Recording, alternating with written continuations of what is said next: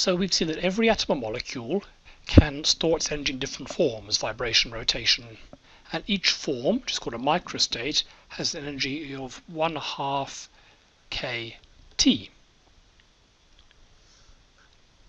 In this video I'm going to ask how much does this energy actually add up to for a whole big chunk of something. And this will tell us the specific heat capacity.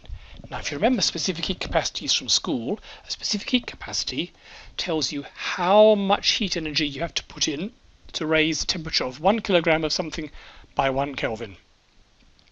So for water, for example, it's 4,200 joules per Kelvin, which means it needs 4,200 joules to be added to 1 kilogram of water to raise its temperature by 1 Kelvin or 1 degree C. First of all, let's calculate it for something simpler than water. Let's calculate it for a metal. Say copper,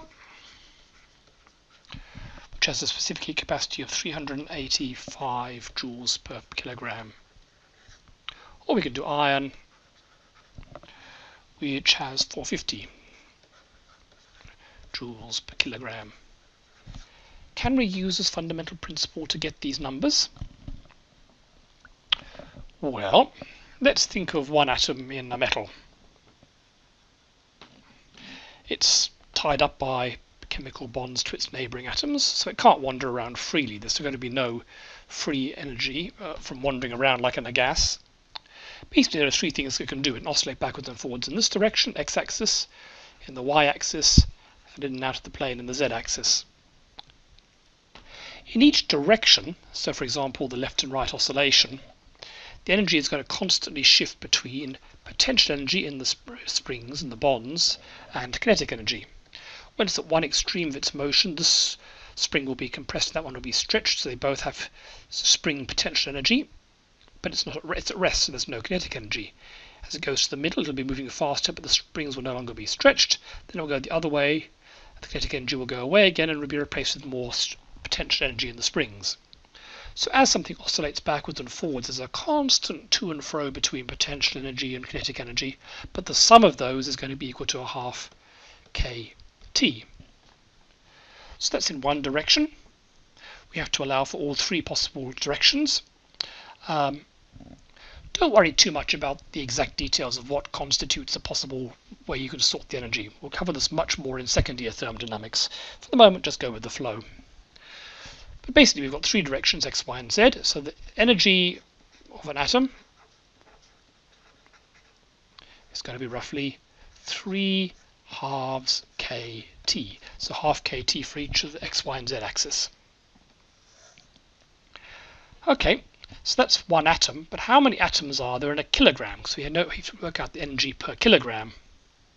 Well, that's quite straightforward. The number of atoms per kilogram is just going to be the weight, a kilogram, divided by the weight of one atom, which is the atomic number times the atomic mass unit, roughly speaking. The atomic mass unit tells us the mass of one neutron and proton, and the atomic number of a particular element tells us how many neutrons and protons it's got in it. It's not perfectly accurate. It ignores electrons, for example, and the mass of a neutron is slightly more than the proton and so on, but those are all very small effects, so it's pretty accurate. Okay, so that tells us that the total energy is going to be the number of atoms, 1/AU, times the energy of each atom, which is 3/2 kT. So it comes out as 3 kT/AU.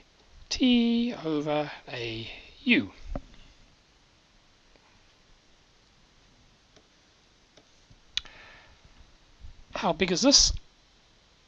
Well, it's pretty enormous actually. Take, for example, a kilogram of iron. It's a small bar of iron. And let's say it's just sitting there at room temperature. How much energy has it got? Well, that'll be equal to 3 times Boltzmann's constant, 1.38 by 10 to the minus 23 times the temperature. Let's say we're at 300 Kelvin, that's about room temperature.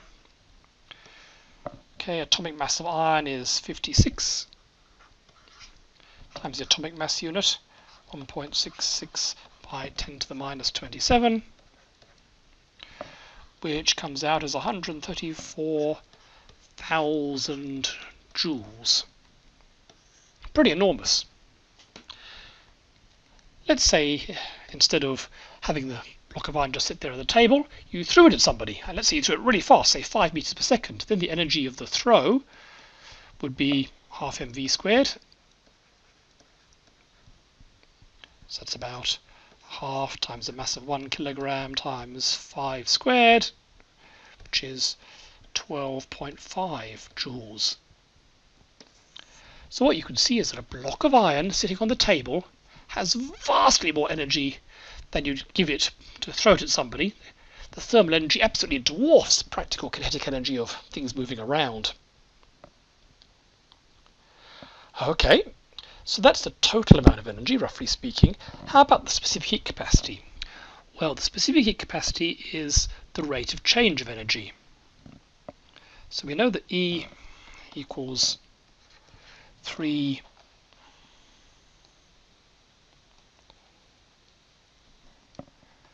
kT over AU. The specific heat capacity is how much energy you need to change the temperature. So it's actually dE by dt. So as calculus, we can just differentiate that. So you've got t to the 1 goes to t to the north. So it just comes out as 3k over AU. So for simple metals, where the atoms can only vibrate in 3 directions, you expect the specific heat capacity to be 3k over AU. And if we plug the numbers in, we get a value of 393 for copper, which compares very well with the 385 that's actually measured. For iron, if you plug the numbers into this, you get 445 joules per kilogram. Once again, an extremely good agreement with the experimental value.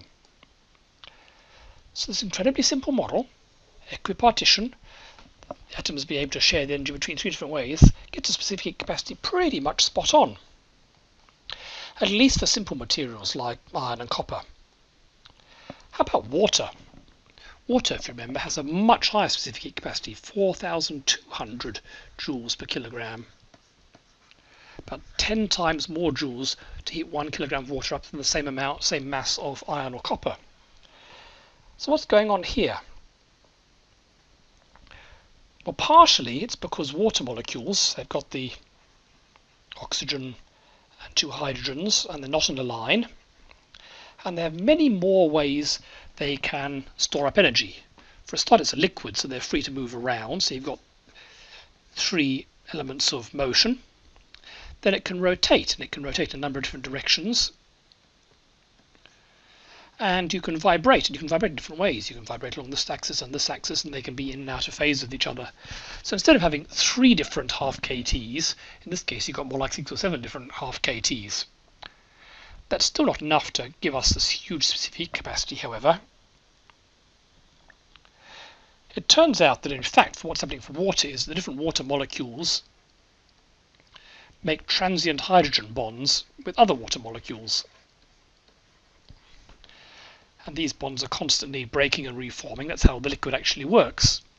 And in fact, most of this energy is due to the, as you warm something up in a liquid, is due to these hydrogen bonds increasingly breaking. So, we've seen that our fundamental idea, equipartition, explains at least for simple metals specific capacity with extraordinary accuracy.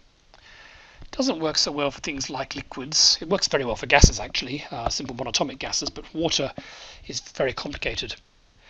It turns out the reason why it's such a high specific capacity is, first of all, because the molecule can do so many different things, and secondly, because of the transient bonds, also because the atoms in it are quite light, so you get a lot of modes to store the energy for not much weight of the atom, as hydrogen and oxygen are not heavy elements. So if you want even a higher specific heat capacity than water, what you're looking for is probably some form of hydrocarbon, so it's a pretty light molecule that can vibrate in lots of different ways and oscillate and rotate in a liquid. And indeed, about the only common substance with a higher specific heat capacity than water is liquid ammonia, which has all these same factors. So this theory works well for simple things, doesn't work so well for complicated things like water, but we can understand what's going on there.